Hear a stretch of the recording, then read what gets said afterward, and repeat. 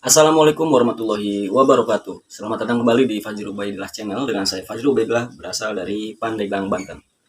Oke teman-teman, Pandeglang itu adalah salah satu kabupaten yang berada di Provinsi Banten dan letaknya berada di ujung baratnya Pulau Jawa. Nah, ada yang berbeda jika teman-teman berkunjung ke Kabupaten Pandeglang, yang mana teman-teman itu tidak akan pernah bisa menemukan yang namanya bioskop ataupun mall sebagai pusat perbelanjaan. Nah, sebetulnya saya juga kurang paham kenapa hingga saat ini belum ada yang namanya bioskop atau mall di Kabupaten Pandeglang. Nah, mungkin inilah yang menjadi yang membuat Pandeglang itu berbeda dengan kota-kota lain yang di Provinsi Banten atau bahkan di Indonesia gitu ya.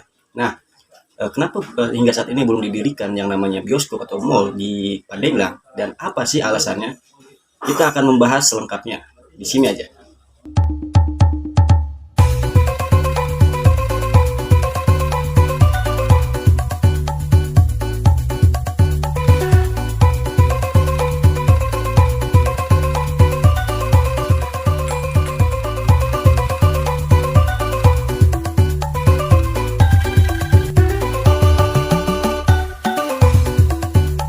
Di sebuah kota itu lumrah sekali jika kita menemukan sebuah pusat perbelanjaan modern seperti mall itu ya. Tapi di sini itu berbeda. Kalian tidak akan pernah menemukan pusat perbelanjaan modern seperti mall. Di kota yang dihuni 1.214 penduduk ini sama sekali tidak ada mall gitu ya. Ya paling mentok Sarunijaya atau Pantos gitu ya. Nah, sebetulnya ada beberapa alasan kenapa mall itu tidak pernah didirikan di Kabupaten Pandeglang. Dan salah satu alasannya yaitu seperti saat saya pernah ikut latihan kerja di salah satu lembaga pemerintahan gitu ya, dan di sana guru pembimbing saya atau ketua dari lembaga itu dia pernah mengatakan seperti ini. Nah, di Pandeglang itu pernah ada rencana untuk mendirikan sebuah pusat perbelanjaan modern seperti mall. Namun mendapat penolakan dari warga dan tokoh agama sekitar gitu ya. Katanya tidak sesuai dengan kultur masyarakat sekitar yang religius atau tidak sesuai dengan norma-norma agama gitu ya. Kalau isu ini benar, mall dan pasar badak dan pasar pusat perbelanjaan yang sekarang ada di Pandeglang itu kan sebetulnya tidak ada bedanya. Sama-sama untuk bertransaksi, sama-sama untuk berjualan gitu kan. Kalau mall itu dilarang di Kota Pandeglang, seharusnya pasar badak dan pusat perbelanjaan yang sekarang ada di Pandeglang itu juga harusnya dilarang gitu. Kalau isu ini benar. Tapi yang saya lihat di sini itu, kalaupun tidak ada penolakan-penolakan yang tadi, mendirikan bangunan untuk mall sebetulnya di Pandeglang itu kurang relevan gitu. Kita lihat aja sekarang seperti misalnya Sarunijaya atau Pantos gitu ya, yang mungkin saat ini bisa terbilang lumayan sepi gitu ya, karena ini membuktikan bahwa antusiasme warga itu sudah mulai menurun dari waktu ke waktu, dan ini pun membuktikan bahwa target pasar di Pandeglang itu memang kurang baik. Dan hal yang tidak ada di Pandeglang nomor 2 itu adalah bioskop. Jika kalian berkunjung ke Pandeglang, jangan harap kalian bisa menonton sebuah film di sebuah gedung dengan layar yang lebar. Karena di sini itu tidak ada yang namanya bioskop gitu. Nah, alasan kenapa tidak ada bioskop di Kabupaten Pandeglang itu alasannya kurang lebih sama dengan alasan kenapa tidak ada mall di Kabupaten Pandeglang. Dan hal yang tidak ada di Pandeglang nomor 3 itu adalah stasiun kereta api. Karena memang di kota ini itu tidak ada kereta api gitu. Sebetulnya dulu puluhan tahun yang lalu itu ada kereta api beroperasi di Kabupaten Pandeglang, namun sudah tidak aktif lagi gitu ya. Dan kalian juga bisa menemukan sisa-sisa rel kereta api di beberapa wilayah di daerah Pandeglang gitu ya. Jadi kami itu orang Pandeglang kalau mau naik kereta api, kita tuh harus ke Rangkas terlebih dulu gitu untuk naik kereta api. Misalkan kalau mau ke Jakarta ya kita harus ke Rangkas dulu untuk naik kereta api. Tapi kabar baiknya katanya sih kereta api itu bakal beroperasi lagi di Pandeglang gitu ya, dan entah kapan gitu ya. Tapi ya mudah-mudahan sih kereta api bisa aktif lagi di Pandeglang.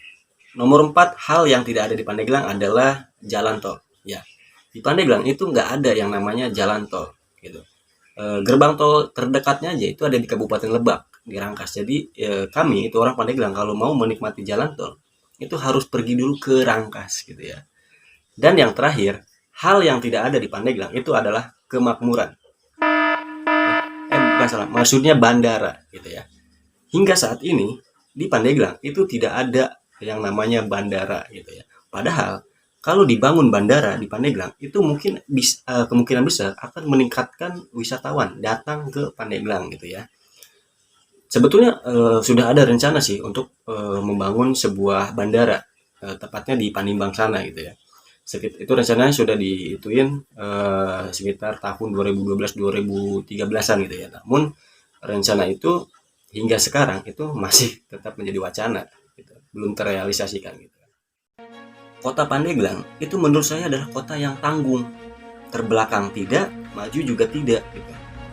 Kota Pandeglang itu kan dikenal sebagai kota wisata. Bagaimana mungkin kita menamai diri kita sebagai kota wisata kalau aspek-aspek penunjangnya saja itu kurang atau bahkan tidak ada gitu. Seperti transportasinya, infrastrukturnya, pusat perbelanjaannya, hiburannya gitu. Bagaimana kita akan dilirik oleh wisatawan kalau kita tidak punya ciri khas tentang diri kita? Bagaimana kita dilirik, didatangi oleh wisatawan kalau kita tidak mempunyai hal-hal yang berbeda dari diri kita? Sebenarnya apa sih yang kurang dari Pandeglang? Gunung kita ada, danau kita ada, sawah banyak, pantai apalagi, air terjun, sungai, pemandian air panas, waterpark, wisata religi, semuanya ada di Pandeglang. Tapi kalau fasilitasnya itu kurang atau bahkan tidak ada, ya sama aja bohong. Saya bersyukur jika ke depan Pandeglang itu tidak dilirik oleh industri berasap seperti pabrik atau yang semacamnya. Saya lebih mengharapkan kita itu fokus pada industri jasa dan pengembangan wisata. Biarlah Pandeglang ini bermetamorfosis menjadi sebuah kota yang menyiapkan sumber daya manusia dengan pendidikan yang komprehensif, baik itu pendidikan agama maupun pendidikan nasional. Biarlah Pandeglang ini menjadi sebuah sektor pertanian dengan inovasi unggulan. Biarlah kota Pandeglang ini menjadi pusat kebudayaan Sunda serta menjadi tolak ukur pendidikan Islam di Nusantara. Saya Fajri Ubaidillah. Sekian, sampai jumpa. Wassalamualaikum warahmatullahi wabarakatuh. Salam lestari. Thank you for watching this video until it is finished. If useful to you guys, please like and share this video. If you have any suggestions for us, leave a message in the comments field. Always support us by clicking the subscribe button, because it means a lot to us. To the next video. See you.